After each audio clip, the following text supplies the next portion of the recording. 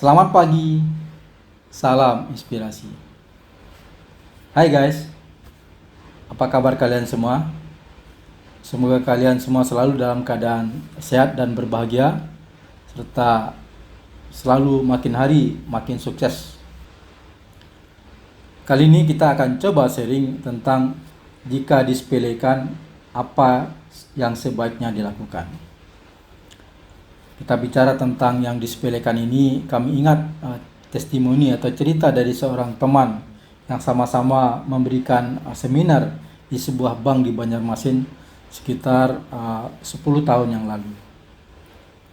Dia bercerita ketika dia melakukan kesalahan lalu disepelekan oleh atasannya, dipanggil, dimarahi, dengan cara atasan itu mengangkat kaki ke atas meja, ya, dia dimaki-maki. Dia merasa disepelekan lalu menangis pulang. Ketika itu dia cerita masih remaja gitu. Saya katakan, kalau sebenarnya Bapak tidak usah sampai menangis begitu. Kalau Bapak disepelekan dengan cara begitu, berarti orang yang mensepelekan Bapak itu hanyalah karena sombong dan tidak beradab. Jadi Bapak tidak perlu terlalu merasa rendah sehingga harus menangis pulang. Ya, Bapak seharusnya memperbaiki saja apa yang menjadi masalah sehingga Bapak disepelekan.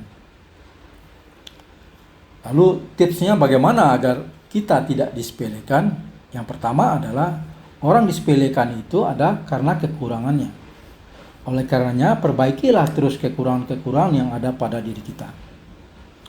Lalu yang kedua, jika kita tidak mampu segera menutup atau menghilangkan kekurangan yang ada pada diri kita, maka bangunlah kelebihan dan kebaikan yang jauh lebih baik sehingga kekurangan kita itu menjadi terlihat sedikit atau menjadi tidak tampak.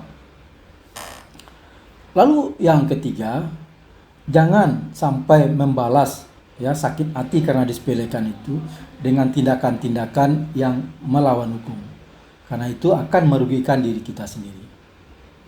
Lalu yang keempat, jadikan ketika kita disepelekan itu, jadikan cambuk untuk kita menggali bakat dan kemampuan, sehingga kita bisa menjadi orang hebat dan berprestasi. Lalu yang kelima, yang perlu diingat bahwa kita tidak menjadi rendahan atau sepele karena disepelekan oleh orang lain. Karena kita menjadi rendah karena kita melakukan perbuatan yang hina, yang jahat.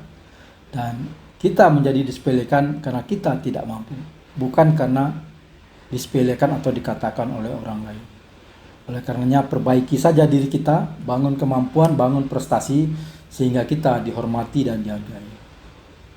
Demikian sharing kita pada pagi hari ini. Semoga ada manfaatnya. Salam inspirasi.